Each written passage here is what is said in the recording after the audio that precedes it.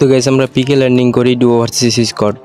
তো পিকে ল্যান্ডিং করার পর আমরা 3টা কিল করি, তারপর আমরা আসি বি প্রান্তে।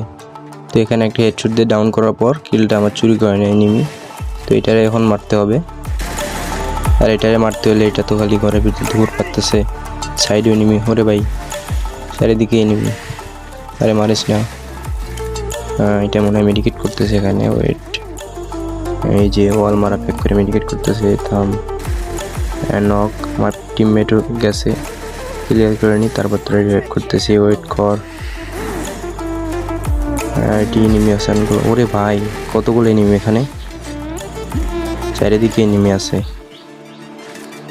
একটু কভার নিয়ে আগে মেডিকেটটা করে নি। আরে আরেকটা আসছে, হেডশট, ক্লিয়ার করতে হবে। আবার ছনিয়া ডিমেটটি নিয়ে আসে, ওয়েট তোরে ক্লিয়ার করে নি।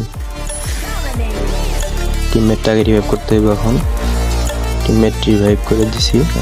এখানে একটা এনিমি ছিল, কই গেল? আরে পিছিয়ে, হায় হায় দেখতে পাইনি, আমারে লাগে না কেন গুলি।